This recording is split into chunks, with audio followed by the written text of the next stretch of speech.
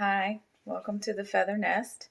I thought I would do a series of videos on a 56 count incubator that you probably got off Amazon and how to modify it to make it work and work good. To start out, okay, I'm about to set this one. So we've got, what I have done is disconnected both of your monitors, and I lay mine on the floor.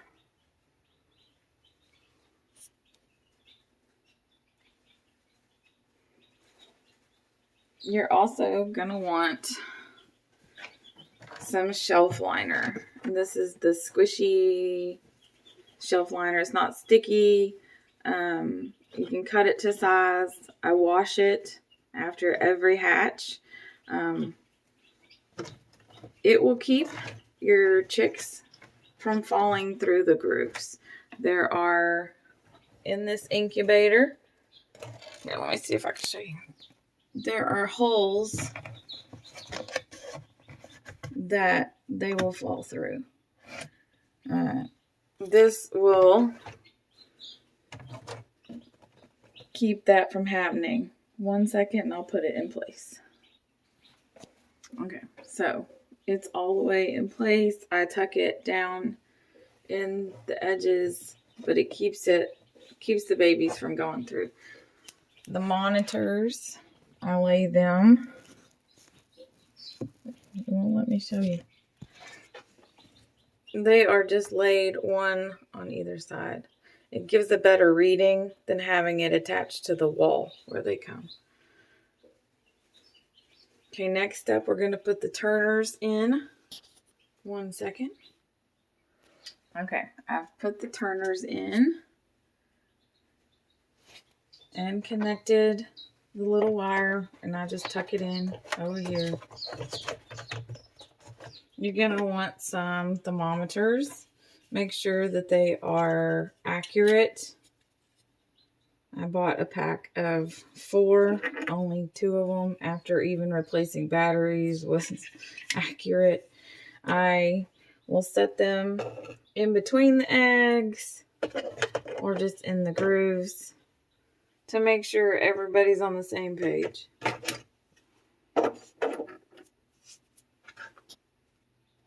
With the turners, you want to make sure that every one of these guys is in their grooves at the front and the back. It's kind of a pain.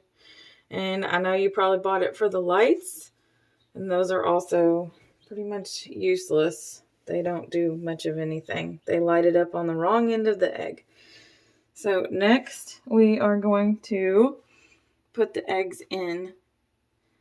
You will need to save the styrofoam that your incubator came in. Let me show you.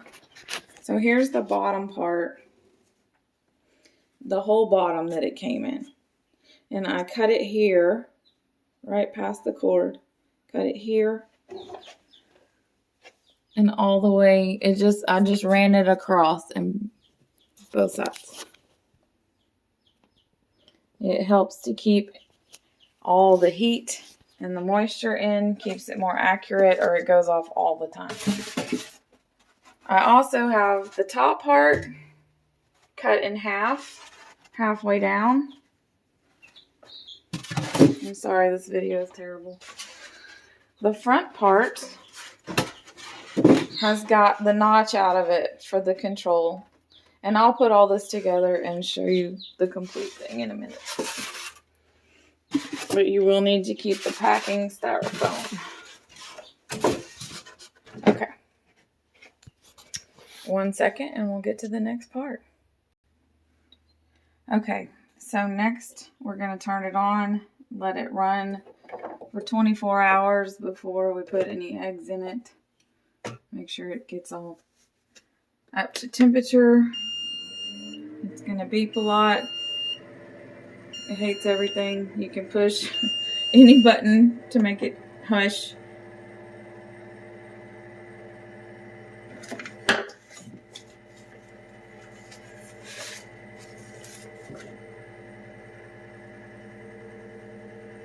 So when I put the eggs in, I set it to one temperature, which is usually 36.8. And I will watch it because it's always different. Then when I check it 10 days, if I take eggs out, usually the temperature needs to come down a little bit. But to set the temperature, and of course it's in Celsius, which is fun, but you hit the set button. You have really quickly to move the temp up and down and hit set once again to set it, to save it. You can also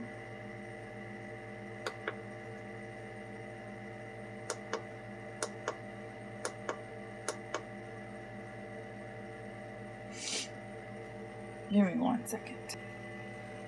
You can also modify the alarms and everything else with the menu, which you hold down the set button. And there's the alternate low, alternate high, or alarm, alarm low, alarm high. Oh, and it's already gone. Hold it down, alarm low, alarm high. You have all the different humidities. The alarms is the only thing I worry about, and I set it to 1 degree out because it beeps all the time, and you just have to come in here and push the button. That's what I've come up with. So we're going to put the lid on and let it come up to temperature.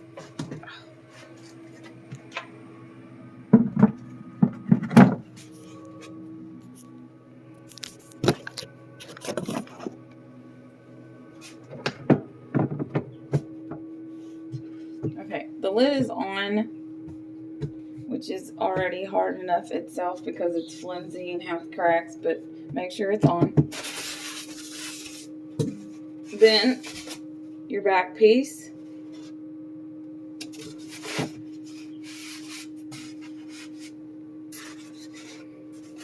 And your front piece. And we're going to let it come up to temperature for a good 24 hours. So it's completely covered in styrofoam, except for this front little bit.